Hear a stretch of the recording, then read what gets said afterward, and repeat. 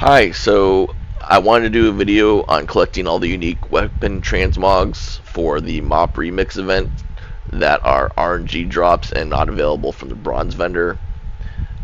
So essentially you're going to want to download an add-on called Trove Tally, and what Trove Tally does is it shows you all the weapons that you can collect and where to collect them.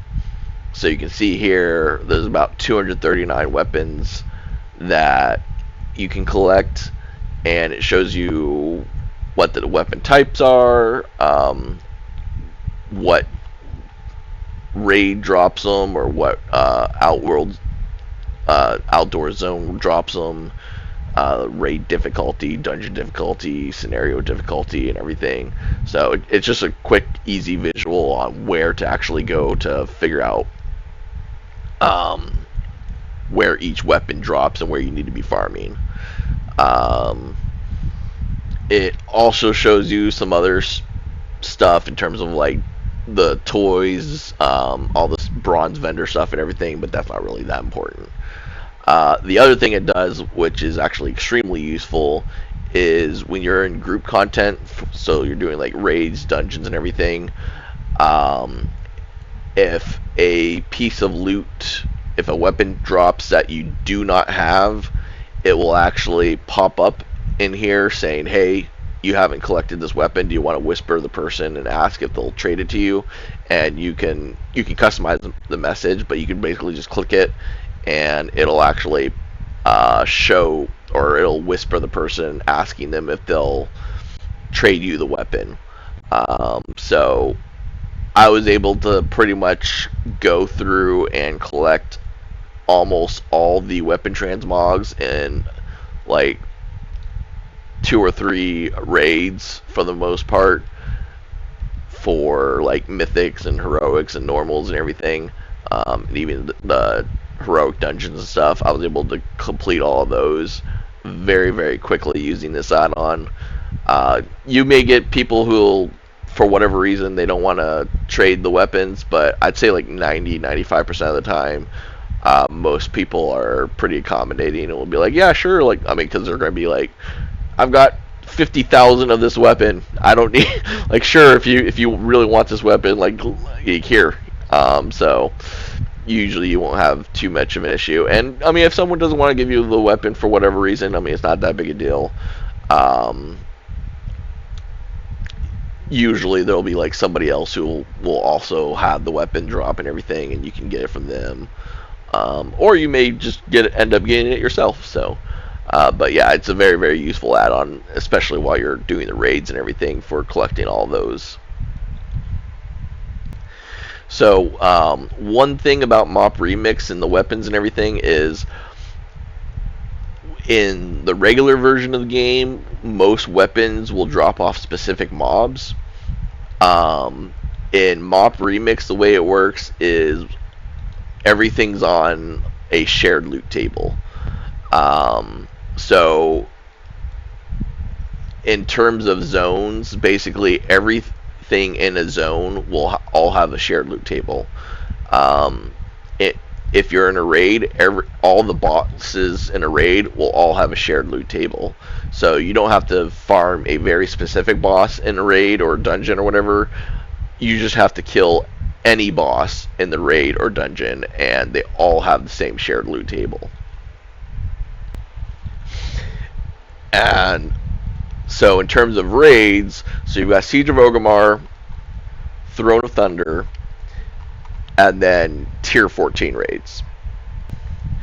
So the tier 14 raids is going to be Mogushon Vault, Heart of Fear, and Terrace of the Endless Springs. And those actually have the same shared loot table across all 3 raids.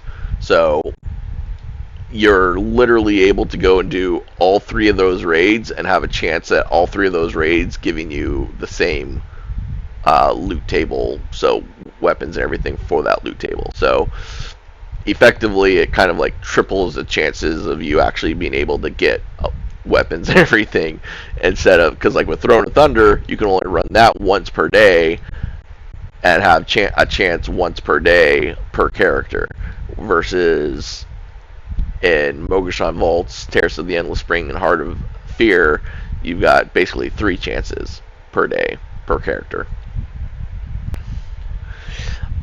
In addition to that, you should kind of be aware of this already, but just in case you aren't, so normal and heroic raids they share lockouts. So you can't do normal raid and then do a heroic raid, or you can't do a heroic raid and then do a normal raid. The exception to that is going to be Siege of Orgrimmar. Siege of Orgrimmar, you can do normal, heroic, and mythic. They do not share a lockout. And Siege of Orgrimmar is also an exception in that it has a mythic raid. None of the other raids have a mythic raid. They only have normal and heroic. So with Siege of Orgrimmar, you can do normal, heroic, and mythic all in the same day. All the other raids you can only do either normal or heroic. The exception to that is also going to be LFR. So you could do normal and heroic, or normal or heroic, and then once you're locked out to those, you can go ahead and basically just spam LFR. There's no lockout with LFR. You won't be able to get more threads from doing the same wings of LFR, but since this is more geared towards farming the actual weapons, basically every single boss has a chance to drop weapons, and you'll usually also get a chest at the very end which also has a chance to have a weapon.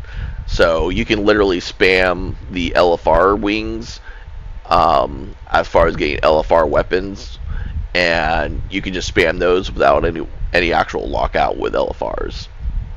So that's a good thing, especially since unfortunately greens are not tradable. So with heroics and normal and mythic dungeons and raids and everything, those will drop rares and epics, and those can be traded between players. Any greens that drop, any green weapons that drop, are unfortunately soulbound, and those will not drop. Also important to note, when you're farming these raids, trash will not drop weapons. They will only drop bronze and gems and stuff. So in terms of farming the weapons, you only need to farm from the bosses themselves. In terms of scenarios, dungeons, and the raids, you only need to worry about getting the loot off the actual bosses themselves. The trash will, you're not going to get weapons from the trash inside these group content, so scenarios, dungeons, and raids. So normal dungeons and normal scenarios drop greens, LFRs drop greens, and outdoor content drops greens.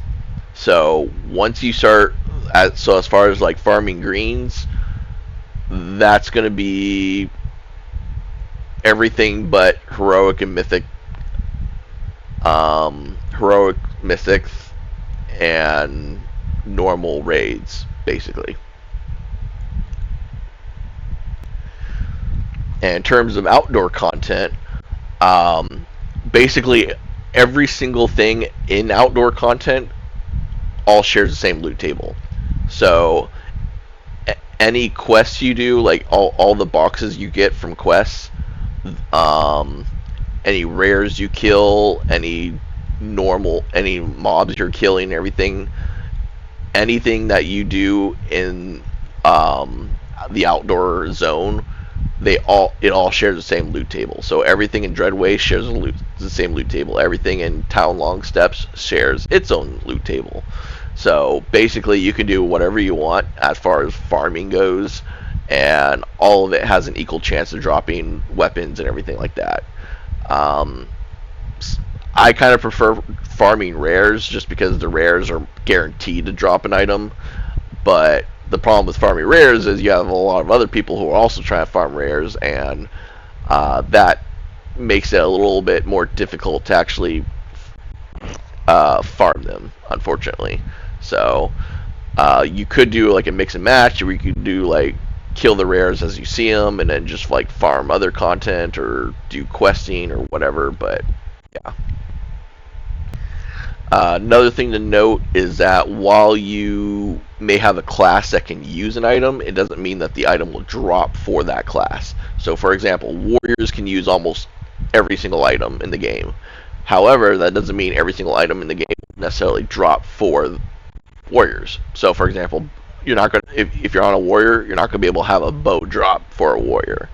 Um, so, but if you have, if you're doing like a raid or something, and you have a hunter that gets a bow, the hunter may be able to trade you the bow, and now because you can still equip the bow, you're able to learn the bow by basically just trading with the hunter.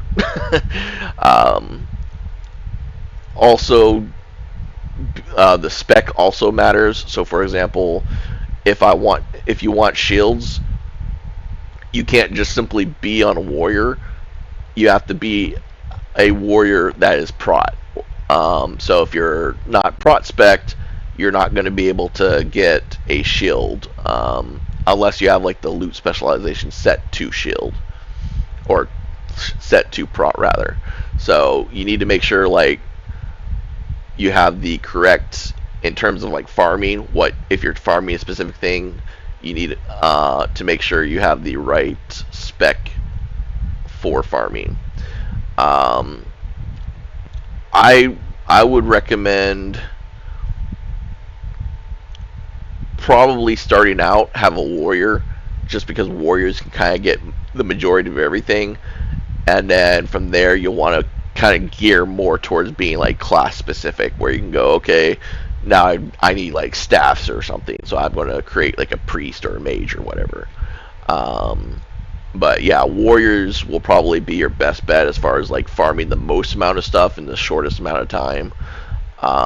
And then once you've gotten the majority of stuff, you can start having alts that are more specific towards whatever specific item you're looking for.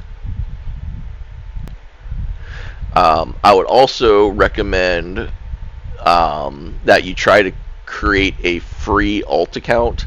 So if you can, try and have an alt account. I actually have 3 accounts, so I don't.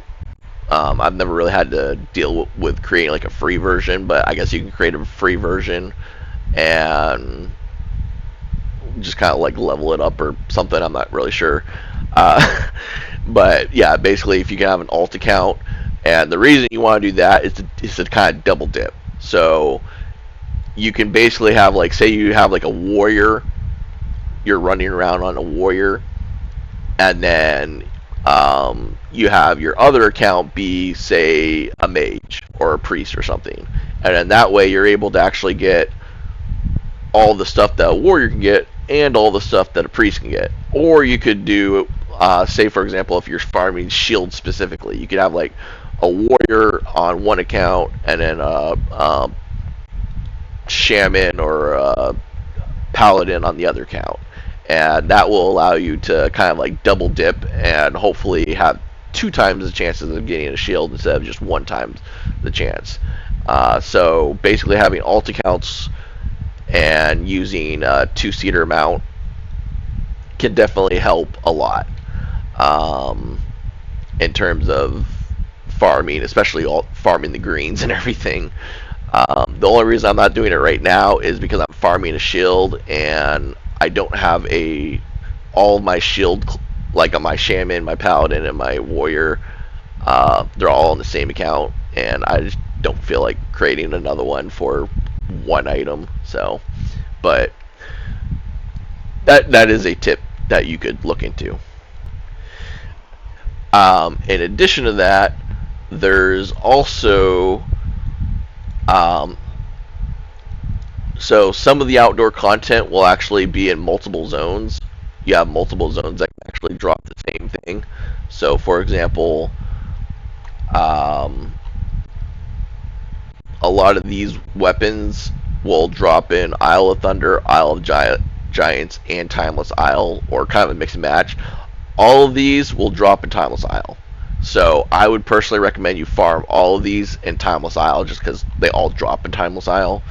Um, and if you are farming rares, what I would actually recommend you do for farming it via rares is if you go to this Arcurus of Flame, kind of up here in the northwestish section. Basically, every 5 minutes and 30 seconds he spawns.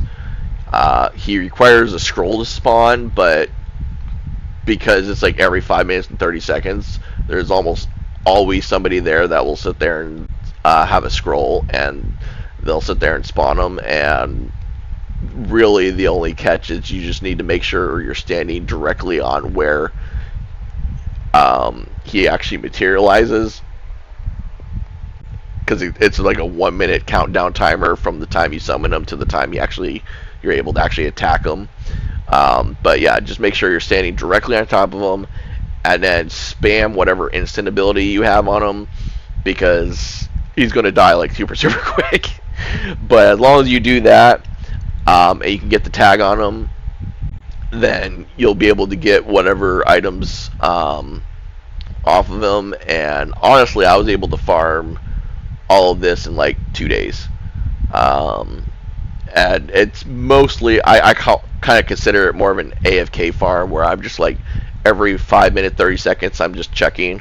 So I'll have like a little stopwatch up here. I'll just be checking every 5 minutes, 30 seconds. Be like, oh, he's about to spawn. Okay, let me kill him, and then I'll go back to doing something else.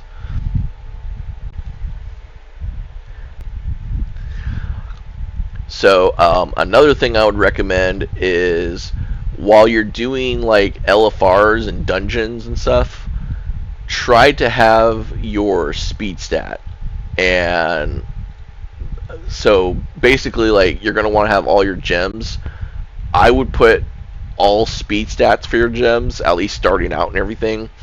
And the reason for that is you have a lot of players, especially in LFRs and dungeons, who will just speed through the dungeon and try and get to the end as quickly as possible. And since, especially with the greens and everything, where you can't really trade the items, what ends up happening is you lose. If you're not in range, you don't actually have to tag most of these bosses, but if you're not in range of the boss, you won't get credit. And if you don't get credit, you won't get loot from the boss, which, especially with like how long the queue times are and everything, that really sucks. So in order to keep up with those players that are just going insanely fast, and honestly, I think they're kind of rude for doing that. Me personally, when I go through on my high level character, I was making sure I was actually hanging out in the back, because I wanted to make sure people in the back were not dying to random ads. I wanted to make sure that I was able to kill everything for them. I wanted to make sure like everyone was getting loot and everything. So I kind of think people who do that and just speed through super quick and don't let people get loot are kind of rude, but whatever. But yeah, so just try to get as much speed stat as you can. It caps out at 49%. And then I would personally recommend using the Trailblazer cogwheel, because that increases your speed an additional 30% if you haven't attacked. So I would use Trailblazer. If you don't have Trailblazer, the other one I would use is Pursuit of Justice. But short of that, just use whatever speed stat or speed cogwheel you have. But I would recommend as many speed gems as possible, and Trailblazer for the cogwheel if you can.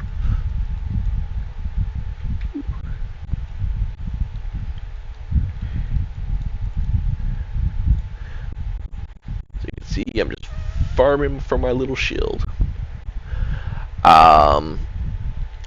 Also, for dungeons and scenarios and LFRs, if you can, try to be either a tank or a healer.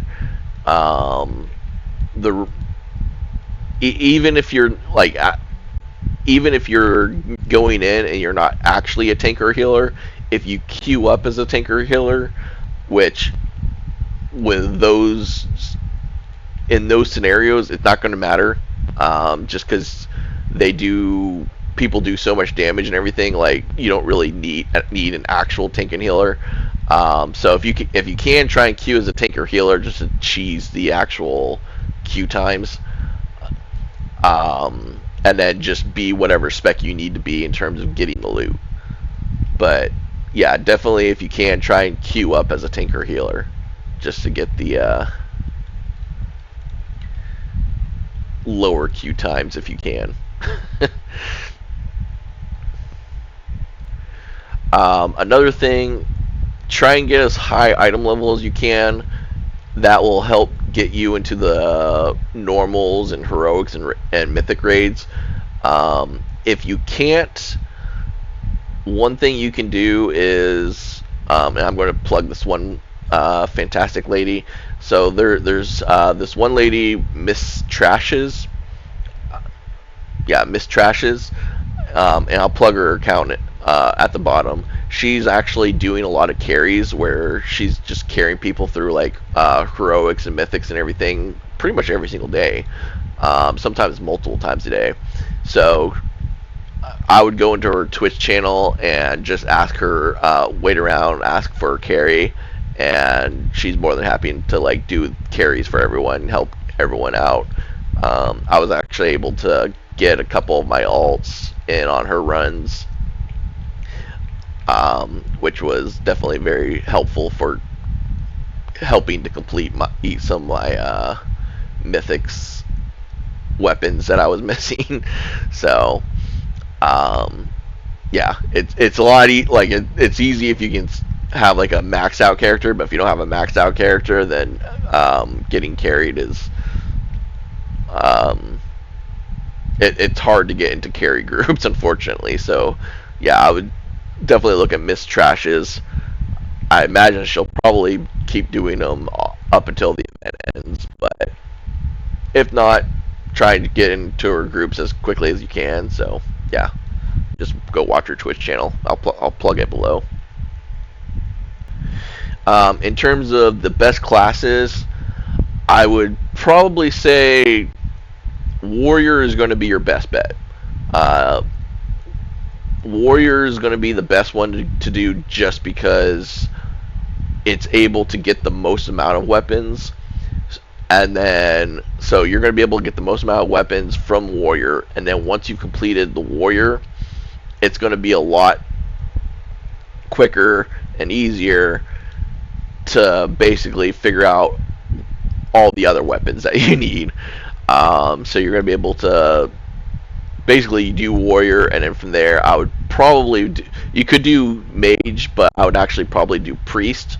So Warrior, Priest, just because you're going to be able to queue up as a healer. Resto Shaman is another good one. Demon Hunter, especially if you can tank as a Demon Hunter, that's another good one.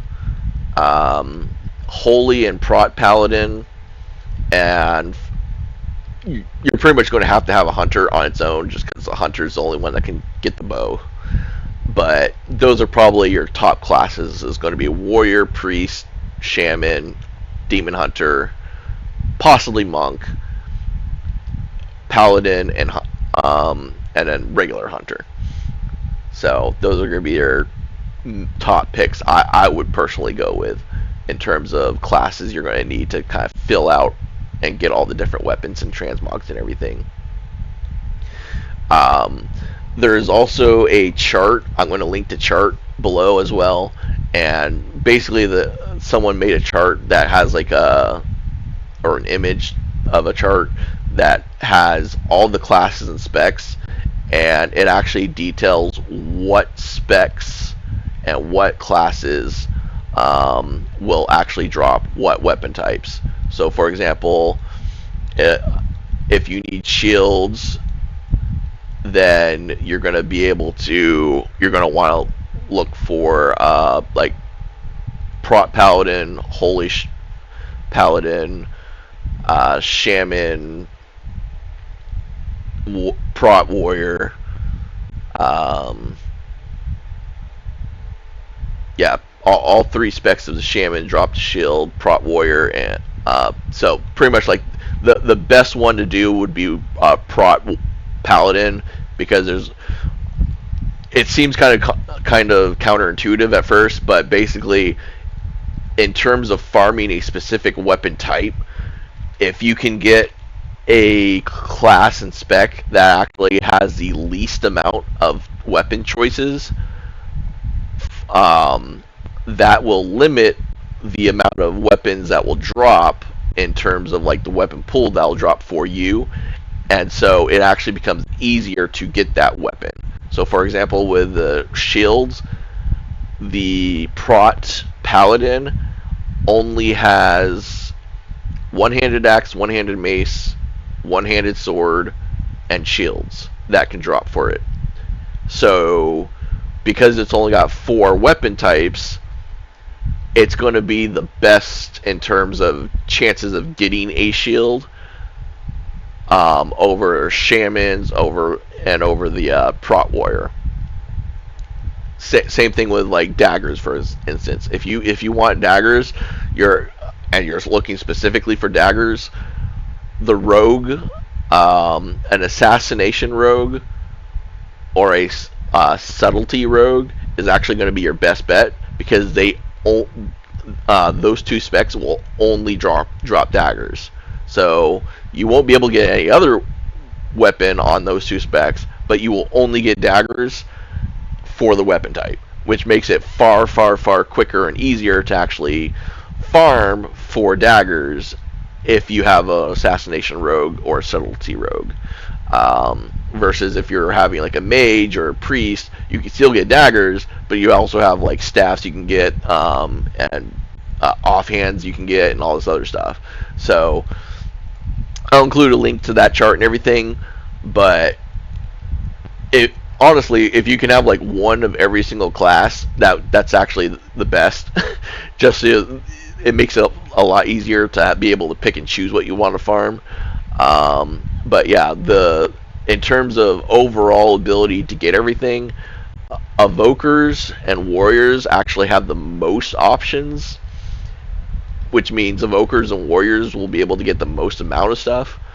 But it also means once you start trying to farm a specific weapon type, they become the worst ones to have, simply because you're going to have so many other different weapons that will be dropping that you're not looking for. So, but I'll include the chart below and everything, and hopefully that will help y'all be able to figure out what classes and specs and everything that you need to be spec'd for when farming all this junk. So hopefully, hopefully you found all this information helpful, and hopefully they'll include all the weapons on the bronze vendor, so you don't even have to do this, because it's a nightmare.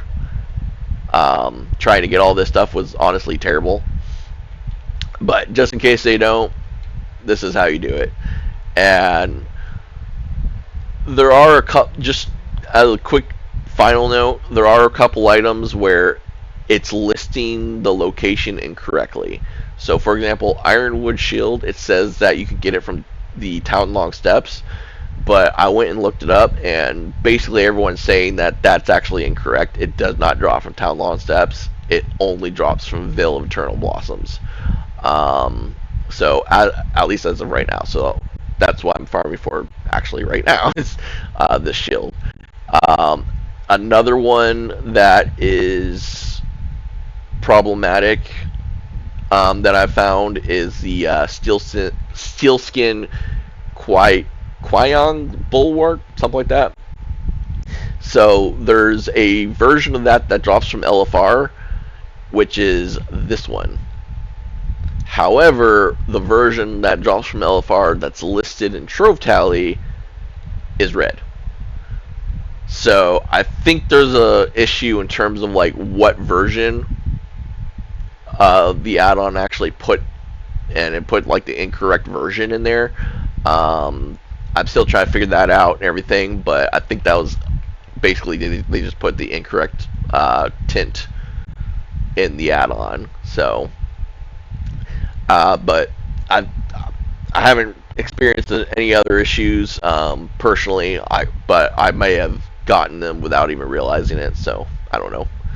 But anyways, good luck with your farming, and hope you found this guide useful. And thanks for watching.